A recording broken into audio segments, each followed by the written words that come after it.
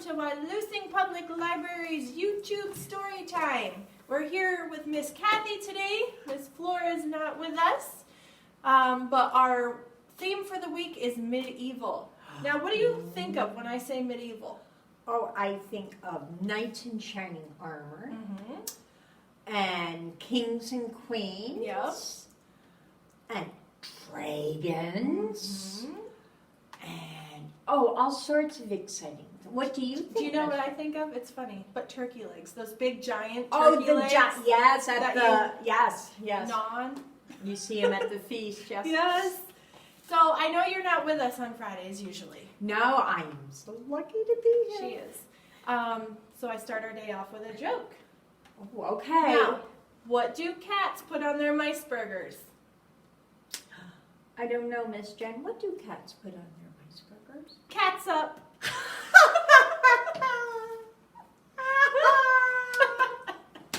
You're so funny. I know. All right. So we're kicking off medieval week.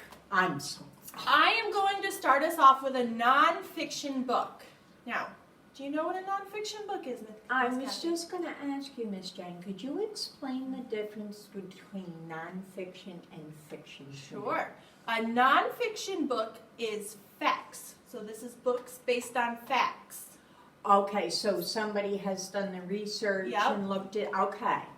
And then a fiction book is fake, like a story made tale. up in your head. Yep. Okay. So like the Three Little Kittens would be a fairy tale, so that would be a fiction story. Correct. Okay. And this book, Knights and Castles, is a non-fiction book because it is all facts. Somebody has done the research and made a book out of it. Oh, how cool. So then we get to learn all sorts of neat things. We are. We're going to learn a couple of new things today. Wonderful. And some of what you'll be learning will be in your craft bag for the week. Okay? So it's very important to really pay attention. Right. Okay. Right. Okay, so Knights and Castles. Hear ye, announcing a magical invitation. To a party? Well, hold on. Pay attention. You are hereby invited on a magical journey to the Middle Ages of Europe, time traveling to the early days of Knights and Castles. To get there, you'll have to go through the gates of imagination, through the power of arts, crafts, music, math, feasting, and fantasy. You'll do what kids did then and more. Along the way, you can compare then and now to discover how life has changed or stayed the same. But traveler, be prepared. The Middle Ages were troubled times of extremes and opposites. Like black and white squares on a chessboard, they were years of clashing and conflicts. That means there was a lot of fighting. Of wonders and horrors, of a bold knight that might pray for his victim and then chop off his head. Now that's extreme. You'll discover why the early Middle Ages used to be called the Dark Ages. Without the bright light of learning, people can make terrible mistakes. Still, good times are part of every period of history, and the kids of Middle Ages had fun just as you do today. So look for some silly surprises along the way. Now, pack up your curiosity and get ready to explore. Soon you'll be making, doing, singing, playing your way back in time, back to the days of the Knights and Castles. Oh, how exciting! Dun, dun, dun. So let's start off with, let me find my page here. The nobles. Now, Miss Cathy, do you know what a noble is? No, Miss Jen, you better just tell me. Well, how about we read and find out? That's a great idea. Let's listen. Imagine being the most powerful lord or lady in the area, a king or queen. I got that. You'd live in a one-of-a-kind castle designed to show your power and to protect you in times of trouble. Your castle would contain an entire city filled with people who look to you for guidance. Oh. Now, in your craft bag, you're going to find these awesome little crowns that you're going to be able to make, okay? So, you are going to crown yourself king or queen. If your ancestors came from Europe, chances are you descended from peasants because most people were peasants back then. Still, that doesn't stop you from crowning yourself king or queen today. Queen Cathy. Queen Jenn, what would your life be like as a royal highness? Find out. Make yourself a crown. You can create your own money. You can put your picture on that too. That's what they did back then. You'd better get a good economy going to make your kingdom a success. In the Middle Ages, the economy was based on sheep for meat and wool, fighting, because swords, shields, armor, and horses cost a lot of money, and farming. So, Miss Cathy, what would you do if you were a queen for the day? Oh. And everybody had to do exactly what I wanted? Exactly what you want. Because it's my Because kingdom. it's your kingdom. I think we need to eat ice cream all day long for every meal. Miss Jenn, what would you do in your kingdom? My kingdom, I would require everyone to come and clean my house. But then I'd give you cake afterwards. Oh, well As a then, reward. okay. Okay, so that's good. Yes. That's good. Okay. Yes. All right, let's see what else interesting in this book we have. Oh, okay. Now we're going to talk about legends. Ooh. Have you guys heard of King Arthur, Merlin, and Camelot? I think that would have been the Sword in the Stone kind of is Aren't Lord of the based on that. Lord of the Rings too? Maybe. Kind of, Something along those sorta. lines. Yeah. So picture a kingdom where the weather is always fair and sunny, where snow comes just once a year, and flowers bloom every day. In this happy land, the king is kind and the people are content. The ideal place would be Castle Camelot, where King Arthur supposedly reigned. His mage,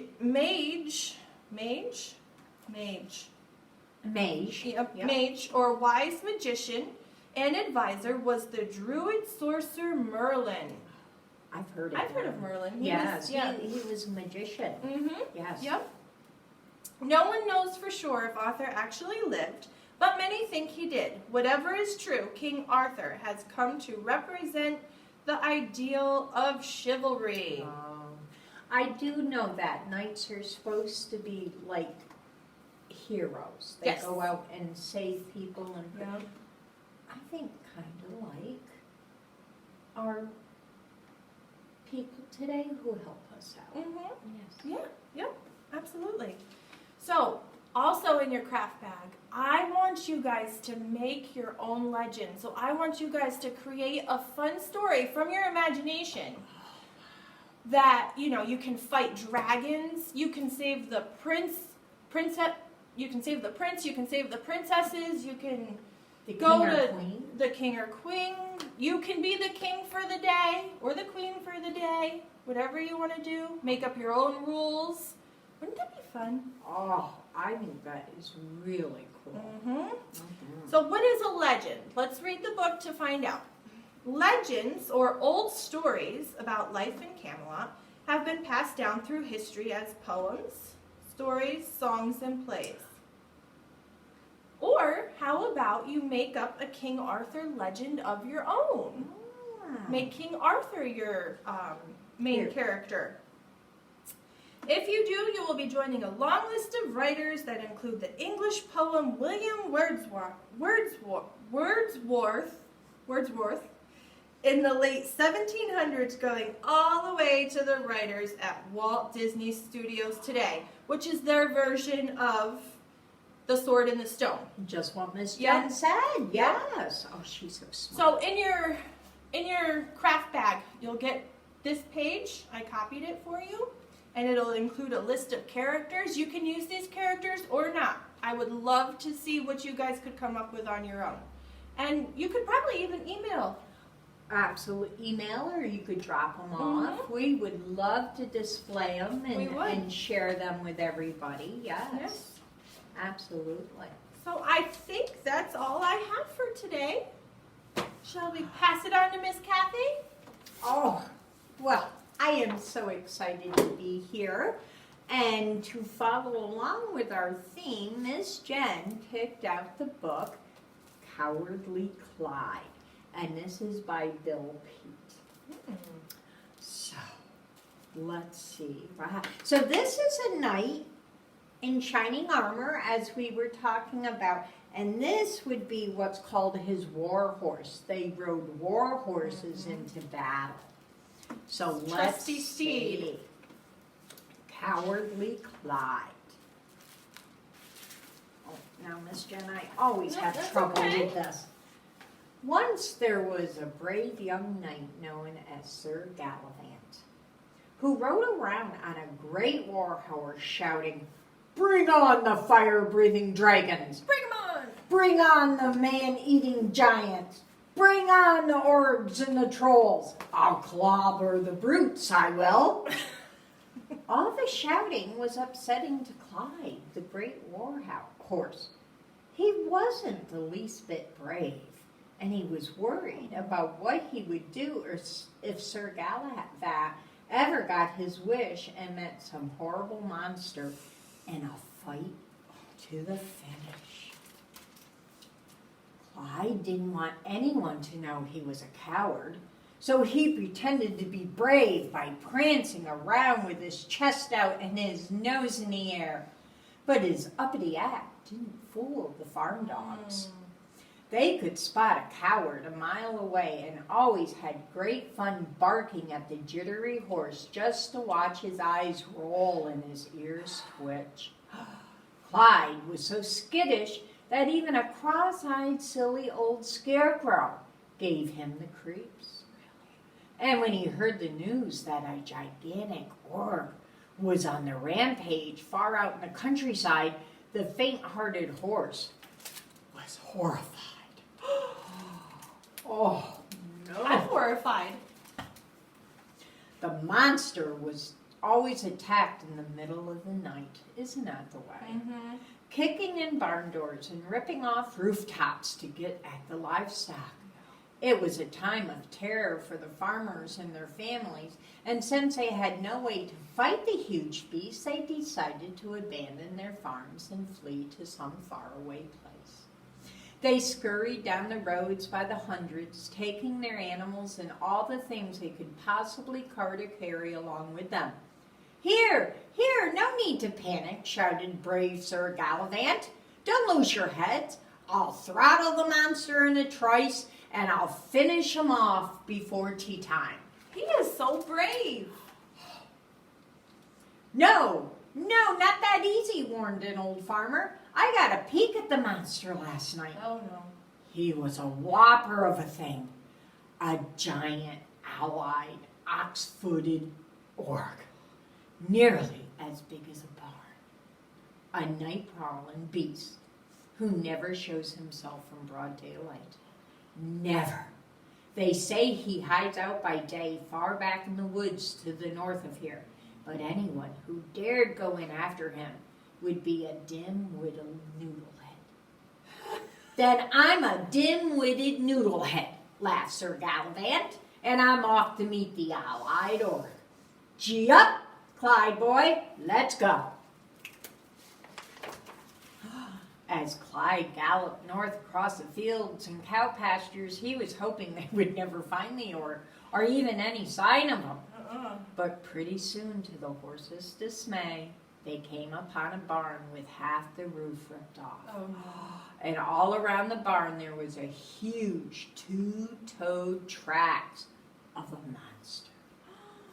"He must be a whopper," exclaimed Sir Gallavant.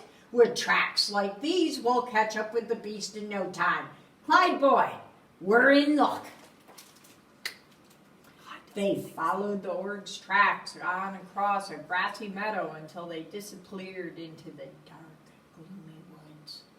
They were about to enter the woods when Clyde thought of the farmer's grim warning, and a cold shiver ran through him that left his knees so weak and wobbly he staggered to a halt. Ho, ho! Come now, scoffed Sir Gallivant. Don't tell me my noble high-stepping steed has turned into a chicken.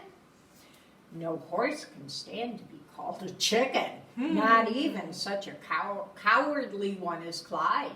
So with an angry snort, and he headed into the gloomy woods. Look at the determination on his face. Is that what that is? That is. Not fear. It looks like Determination. fear to me. It was ever so quiet in the woods, with no sign of a bird or a squirrel. The only sound was the cloppity clumping of Clyde's big feet. And as they went along through the dark, the brush came so dense they lost the monster's tracks, but they could still follow the scattering of bones left from the org's feeding. Then, pretty soon, a huffling, snuffling noise echoed through the trees like the breathing of some gigantic thing. The time has come, muttered Sir Gallivant, clamping his visor shut and getting a good grip on his sword. And all at once, there, in the deep shadows, was the terrible The great hulking beast was sprawled out on his back in the oak trees, sound asleep and snoring. What a cinch, whispered the knight. The brute is far off in dreamland, out of this world.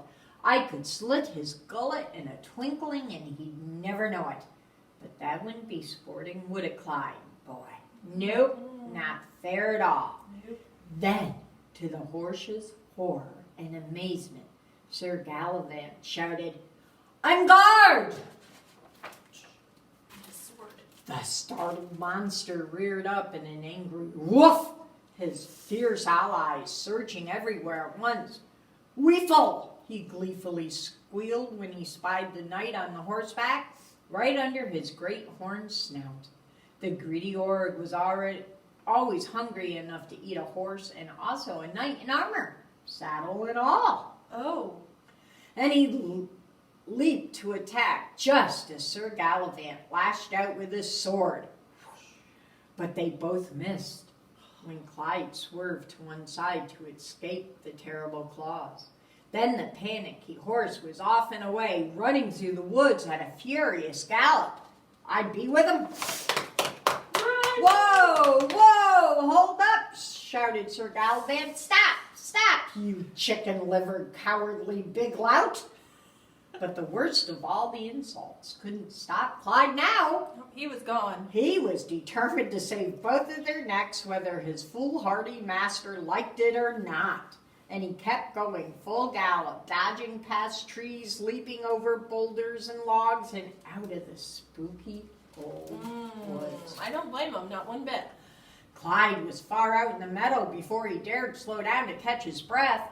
Then as he looked back to make sure they weren't being followed, he suddenly discovered his saddle was empty. Oh. Sir Gallivant was gone. He had taken a tumble way back in the woods somewhere. Clyde was more frantic than ever. For all he knew, the poor fellow had already been devoured by the orc. Yet the horse would never know unless he went back into the woods to find out. And he wasn't half brave enough to do that. If there's even a slim chance, thought Clyde, that I could do something to save him, then I must take the chance. If I'm not half brave enough, then I must pretend to be brave. I'll put on a big act.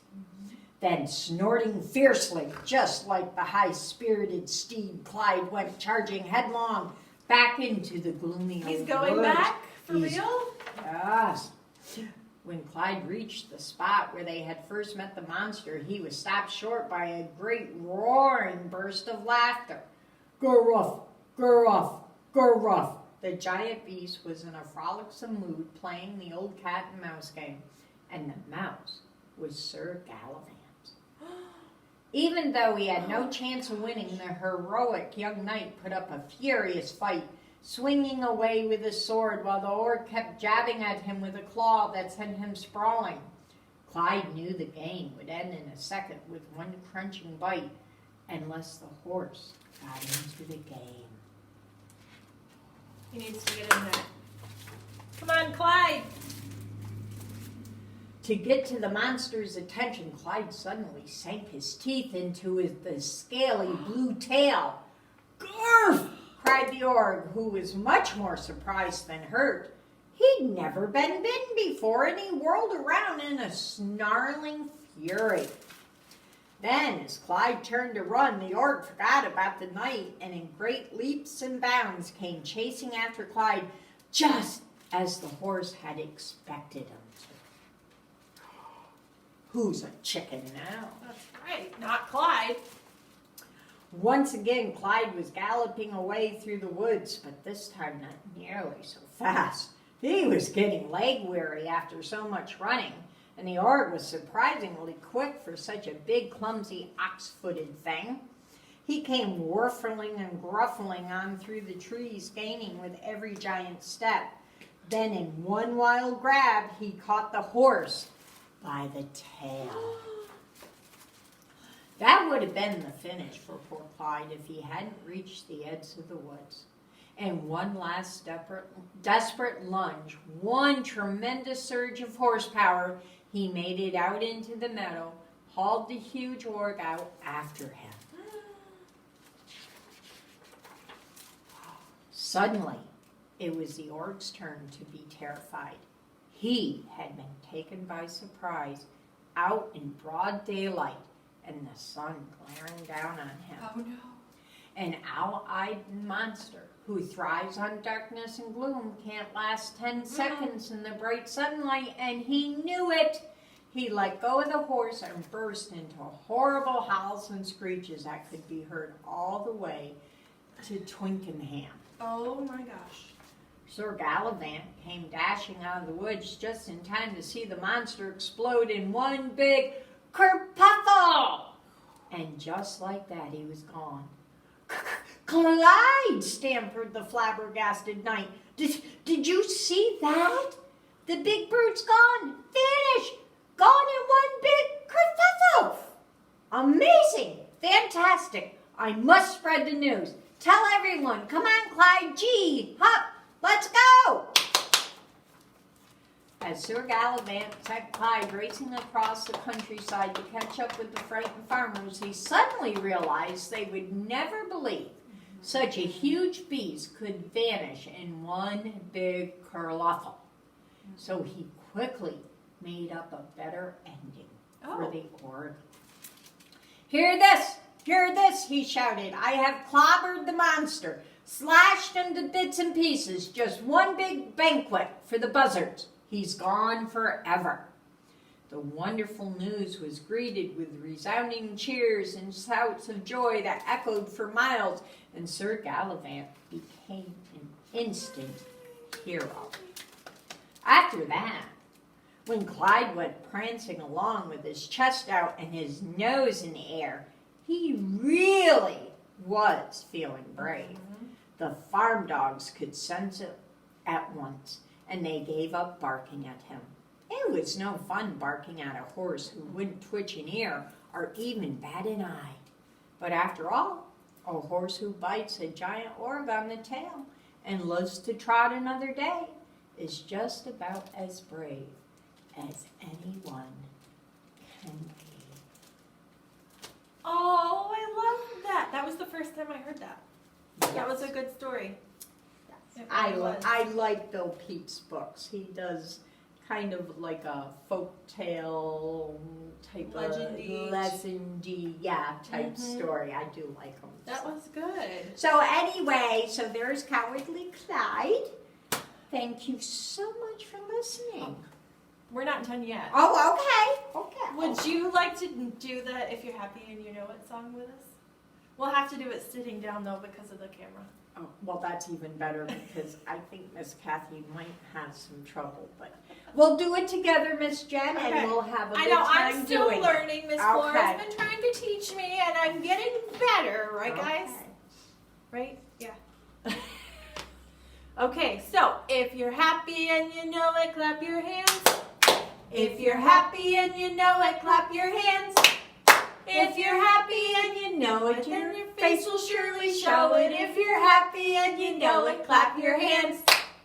If you're happy and you know it, stomp your feet. If you're happy and you know it, stomp your feet. If you're happy and you know it, then your face will surely show it. If you're happy and you know it, stomp your feet. If you're happy and you know it, shout hooray, hooray. If you're happy and you know it, shout hooray, hooray. If you're happy and you know it, then your face will surely show it. If you're happy and you know it, shout hooray, hooray. Okay, Miss Cathy, this is where it gets hard. I'll try. I have trouble with this. Okay. We can do this. Together we can do anything. That's true. If you're happy and you know it, do all three. Stomp, stomp, hooray! If you're happy and you know it, do all three. Hooray! Hooray! If you're happy and you know it, then your face will surely show it. If you're happy and you know it, show three. Hooray! Stop your feet. Hooray! All right, guys, thank you for watching. Remember Miss Flora, she taught us thank you, and we love you. Bye. See you soon. Oh, before I forget, you can pick up your grab bags starting Monday, the 21st. Yes. Okay. 7 plus, what's today, 15? 22nd? Okay, hold on. We're checking. We're checking. Hold on. Pick your grab bag, craft bags up starting Monday, June 22nd. 22nd.